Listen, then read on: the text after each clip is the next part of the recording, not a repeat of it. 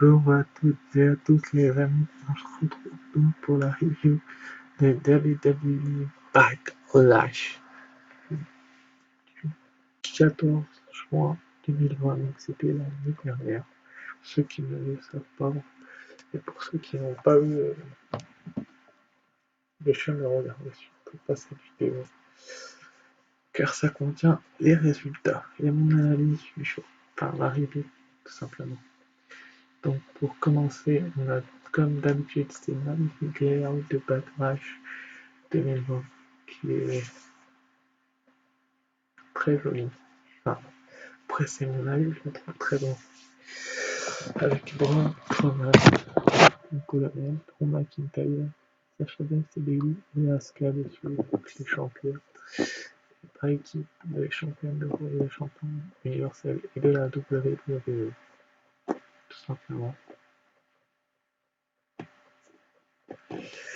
Et je suis désolé pour le plan qui a été laissé sur ce layout, mais bon, c'est le layout à tout cas. Vous avez référé sur ce Raw et SmackDown, mais c'est quasiment jamais vu. Prochain pay-per-view, ensuite, ça sera une Extreme Raw Event qui va faire dans moins de 4 jours.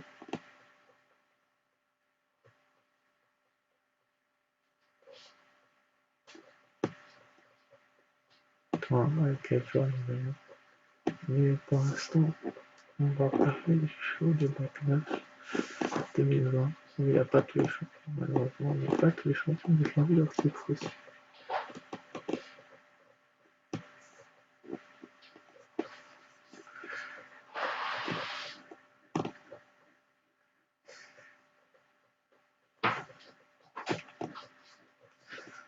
Bon, dans le premier match, nous avons eu le roi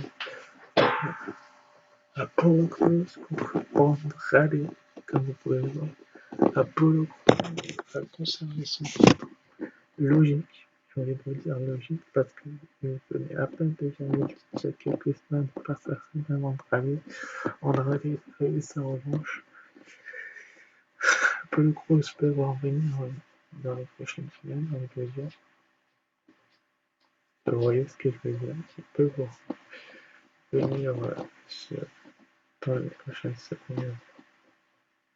Peut revenir quoi, les rivalités, on peut y revenir, les rivaux plutôt.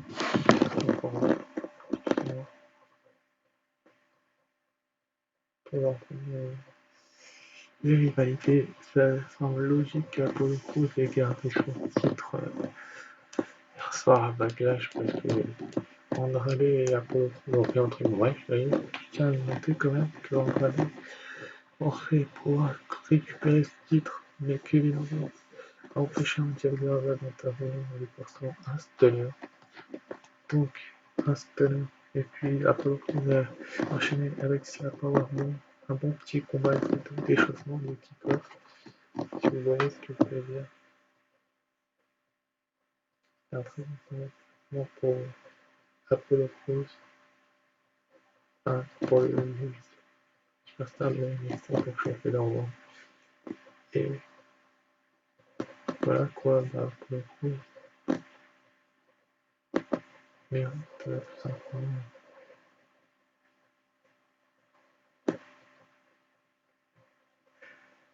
Mérite tout simplement des louanges. Alors certes, Garza a essayé de distraire la route, mais c'était un bon petit match pour lancer la soirée. Même celui où Crews a remporté le titre était bien meilleur. Ça a quand même été un bon petit match. Je note que Apollo Crews a tout simplement prouvé aux gens que c'était un champion combatif, qu'il savait se battre et qu'il était mis en avant, pas pour nous. Encore une fois, Apollo Crews. Et ça, il nous a démontré tout son talent. Et Chris Pichard l'apprécie pour lui avoir laissé le titre. Ensuite, après, on a eu le Women's Tag Team Championship match. C'était Alexa Bliss, une retrouve les Iconics, une Peyton Royce et Bayley et Sasha Banks ont encore conservé le titre. Donc, félicitations. aux champions par équipe qui conservent leur titre. Très bon match. J'ai aimé ce match. Comment dire, j'ai aimé ce match. Et il a bien été construit autour des comics, des écrans sous Sacha Banks et Bailey. Bailey reste Bailey de Strap avec l'équipe parisienne. Fort heureusement, et c'est largement mérité que Bailey ait des ceintures et arrive à garder les deux. Mais encore une fois, je tiens à noter que c'est encore Sacha Banks qui a fait gagner l'équipe. Comme lorsqu'elle voulait remporter le titre, Sacha Banks a fait gagner l'équipe là, en profitant d'un test list avec sa blesse. Et puis elle lui a fait un petit paquet, enfin pas un petit paquet, mais un tombé spécial pour gagner le match. Franchement, Sacha Banks et Bailey, leur règne commence plutôt pas mal. Enfin, je trouve qu'il est bon. Vous voyez ce que je veux dire? Et leur amitié reste forte, on l'a bien vu dans ce match, même si Sacha Banks a fait un run-up avec service et par le progression Peyton Ross qui va nous surprendre un triple bis jusqu'à un bon triple ménage. Et Sacha Banks s'est pas mal démarqué durant l'affrontement et ça c'est plutôt bon signe que Sacha Banks il démarque quand il marque comment je peux vous dire ça? Mais Bailey et Sacha Banks sont donc au sommet de la division par équipe, comme je l'avais dit, comme je l'avais dit, c'est mérité, c'est amplement mérité et puis on espère tous que Sacha Banks et Bailey gardent ces titres encore un petit moment. C'est une amitié très solide, on peut le remarquer. Regardez SmackDown, se sont quand même été tabassés, on le remarque tout de même. Bailey est laissée à l'épaule apparemment, c'est ce qui explique pourquoi elle est pas championne de SmackDown également, mais ça va changer, je pense. Mais franchement, ça a été un très bon petit match et Sacha Banks élève le niveau de cette équipe, je trouve, et c'est plutôt bon. Vous voyez ce que je veux dire. Ouais. C'est des points positifs que je note à la division par équipe féminine et pour le coup, un peu comme le show contre Jeff Hardy. Donc là, vous allez m'expliquer pourquoi après une vidéo retransmettant les 20 ans de carrière de Jeff Hardy, je vais y arriver. Et vous le faites perdre contre Sheamus. Ok, Sheamus c'est un excellent catcheur.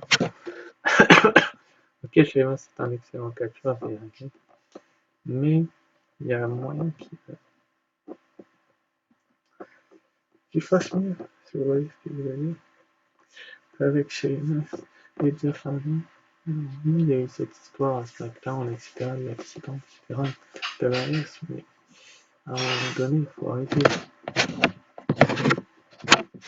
Il faut laisser Sheamus se démarquer un petit peu. Jeff Hardy vient à peine de revenir, donc je vais tout perdre. Ça fait un partout entre les deux. On sait que le prochain pay-per-view est Extreme Rules. Et Extreme Rules est l'une des stipulations favorites des Hardy Boys, donc de Matt, de Jeff Hardy. Donc pourquoi pas une revanche entre les deux dans un Extreme Rules match, pas mal du tout. Mais expliquez-moi pourquoi Sheamus gagne. Je veux juste savoir pourquoi Sheamus gagne. Est-ce que Jeff Hardy a fait une connerie? Est-ce que Vince McMahon a changé le résultat du match? Ça, c'est fort probable, connaissant le gars, c'est fort probable qu'il l'ait fait. Et franchement, c'est largement mérité que Jeff Hardy aurait pu gagner. Ça aurait été largement mérité. Mais bon, c'est la WWE qui fait gagner chaque match, je sais pas pourquoi. Mais... Après, le match n'était pas si mauvais que ça, mais il était quand même assez lent comparé aux deux premiers matchs. Donc Sacha Banks et Bailey par équipe et l'équipe de États-Unis. Ça m'a paru assez lent, mais c'est le rythme imposé par Sheamus qui m'a donné peut-être cette impression-là. Ensuite, après, on a eu Asuka contre Nia Jax. Donc c'est du négatif pour Sheamus, certes, pour moi. Enfin, du neutre, parce que voilà, on va voir la suite, mais c'est du négatif envers Sheamus. En tout cas, je vais parler à faire mon final.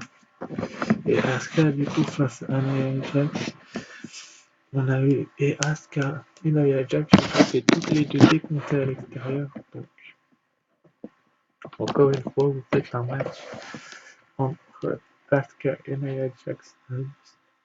Impact Match où le titre de champion numéro est en jeu. La première défense de titre d'Asuka. Et vous faites un double décompte à l'extérieur.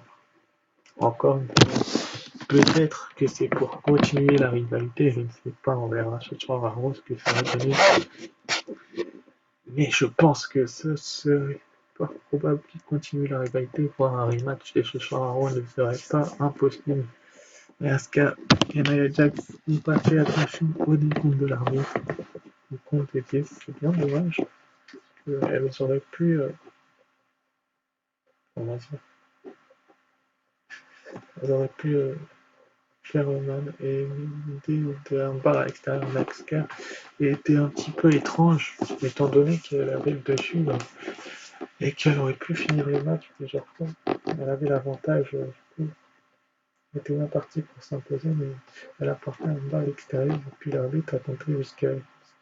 C'est un finish, pardon, une fin de match de house show, de live event. Et franchement, c'est assez décevant. Peut-être que c'est pour continuer la rivalité, je ne sais pas du tout. Mais ce mon petit match-là entre Asuka et Nia Jax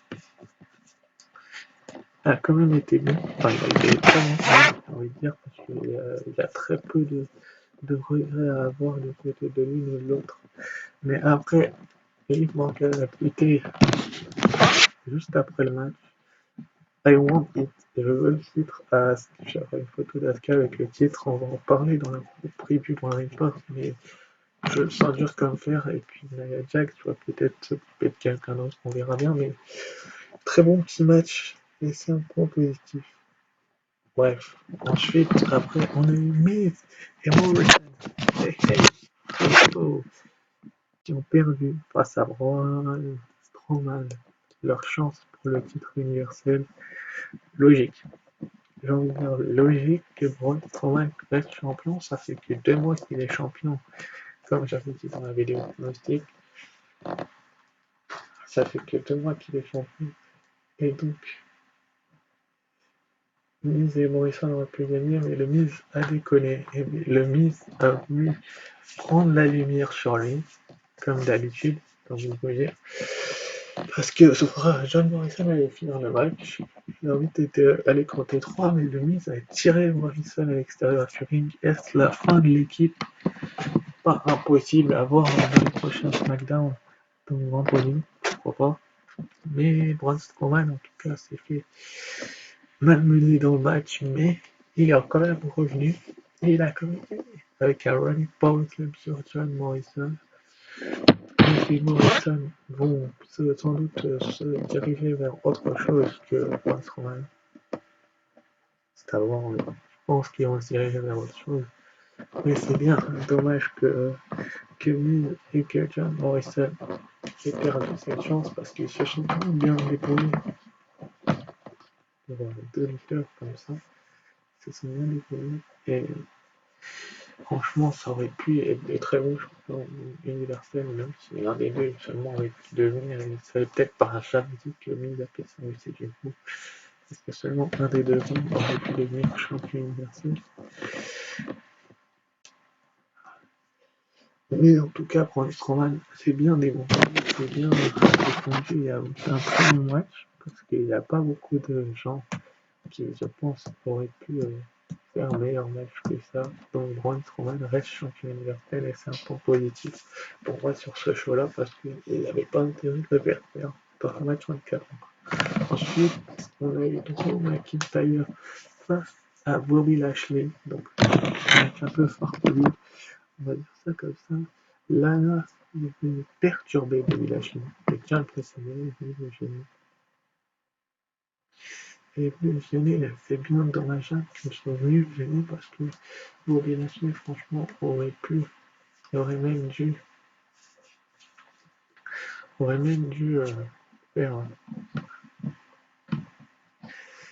faire mieux que ça, si vous voyez ce que je veux dire. Il n'aurait pas dû se laisser déstabiliser par Lana, mais c'est comme ça, c'est la WWE qui a décidé aussi qu'il allait se faire déstabiliser par Lana. Mais après, est-ce qu'il y avait moyen de le faire gagner autrement Drew McIntyre, surtout que Bobby Lashley veut être montré en tant que dominant? Je ne pense pas. Après, Drew McIntyre est champion que depuis WrestleMania, donc 2 mois également, tout comme Braun Strowman. Donc ça paraît tout à fait logique qu'il soit champion de la WWE toujours. Après avoir battu Micho et Lesnar, il paye Bobby Lashley. Et c'est plutôt bon signe que j'espère Bobby Lashley, qui est un très bon talent, si vous voyez ce que je veux dire, et qui simplement mérité d'être mis en avant comme ça, mais il est champion grâce à la main à McIntyre, effectivement. C'est vrai que son intervention de Lana, je n'avais pas vu. C'était un excellent match, mais la fin est ridicule. Parce que Lana est venue tout ruiner. Mais c'est vrai que ça a été un excellent match lui-même. Mais Lana a tout ruiné. Comme à son habitude, héroïne-toi sur les matchs de Bobby Lashley. Et puis Bobby Lashley lui en veut parce qu'on ne sait pas trop s'il va avoir une autre chance face à Drew McIntyre. Ça m'étonnerait fortement. Donc du coup, il en veut. Mais est-ce qu'il a vraiment un réel moyen qu'il le fasse?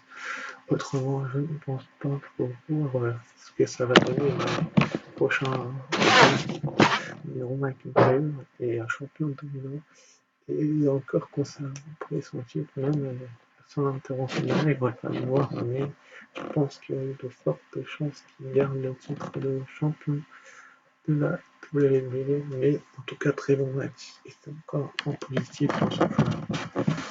Ensuite, après, on a eu les Vikings et les Street Profits qui devaient s'affronter et qui ont fini dans une poubelle, mais ça fait très bien ce que je pense de la storyline. On en parle chaque semaine. Hein. Je pense qu'il y a moyen qu'il faut qu'ils arrêtent leur conneries. Si vous voyez ce que je veux dire, il y a très gros moyen qu'ils arrêtent leur conneries. Mais parce que franchement, il faut arrêter à un moment donné les bêtises. Il faut arrêter les bêtises à un moment donné.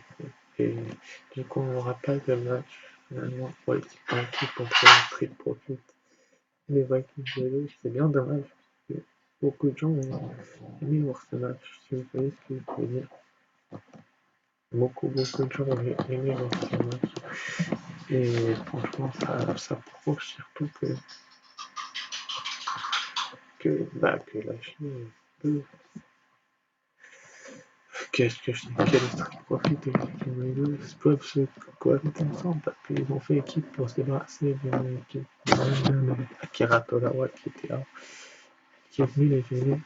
Mais franchement, après l'arbitre a dit qu'ils avaient un match, mais on va dire qu'ils avaient un match, mais c'était trop tard, c'était déjà l'heure du main event en fait. Et c'est assez décevant parce qu'on aurait voulu savoir si les Street Profits et les Viking Raiders se seraient affrontés. C'était de la vache, malheureusement, on ne saura jamais qui aurait gagné les titres. Les titres, mais j'aimerais très bien que les Street Profits les gardent. Est-ce qu'ils vont gagner ce match pour être heureux? C'est pas impossible non plus. On va peut-être encore avoir quelques jeux. Donc, on est à 3-3 pour l'instant. Et on espère tous que les Street Profits vont tout simplement montrer franchement ce qu'ils sont capables de faire. C'est ce que je veux dire. Ils vont leur montrer ça, mais il faut voir ce qu'ils peuvent faire dans les prochaines semaines, dans les prochains mois. Mais franchement, cette rivalité est lassante, fatigante. C'était drôle au début, mais après, c'est devenu fatigant. Je pense que les gens ont marre et qu'il faut régler ça une bonne fois pour toutes choses. Et du coup, c'est mon avis, c'est un point négatif sur ce segment. Je sais pas, on a eu le plus grand match de tous les temps, apparemment, des finales comme ça, entre Edge et The Viper. Randy Orton, comme vous pouvez le voir, Orton a porté un pied à Edge, mais Edge s'est dégagé. En battant de Edge, Orton s'est dégagé. On a eu un excellent match. Peut-être pas le plus grand match de tous les temps parce qu'il y en a eu d'autres, mais l'un des plus grands, ça c'est sûr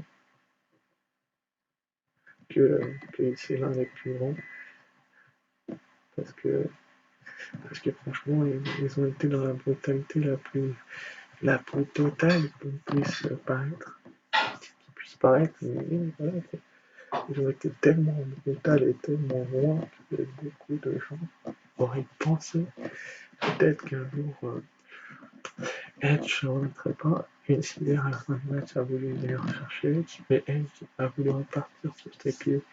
Et ça, c'est un énorme que très peu de gens auraient fait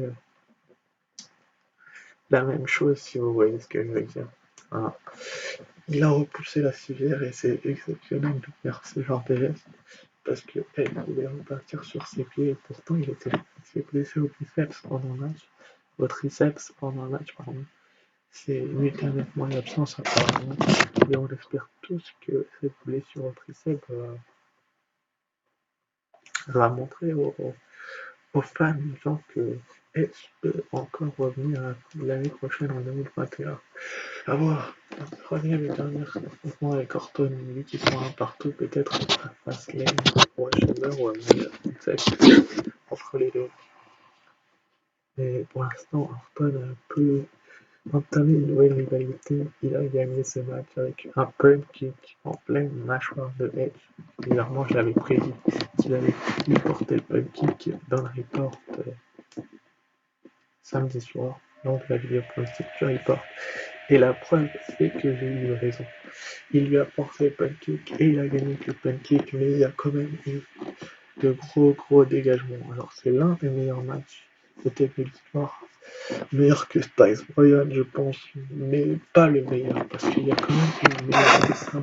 Mais il a quand même prouvé aux gens qu'ils étaient excellents, tout simplement, que c'était les meilleurs dans leur domaine. Et peu de gens pourront dire un jour, pourront se rappeler de ce match. Enfin, Ed Orton, beaucoup de gens vont s'en rappeler, je pense, dans le futur. C'est plutôt cool que les gens s'en rappellent, et franchement, bah, on espère un très bon établissement Edge déjà. Et puis je vous dis à très vite pour l'arrivée de Raw donc demain. Et puis bah, il y a égalité très vite. Ciao, bye.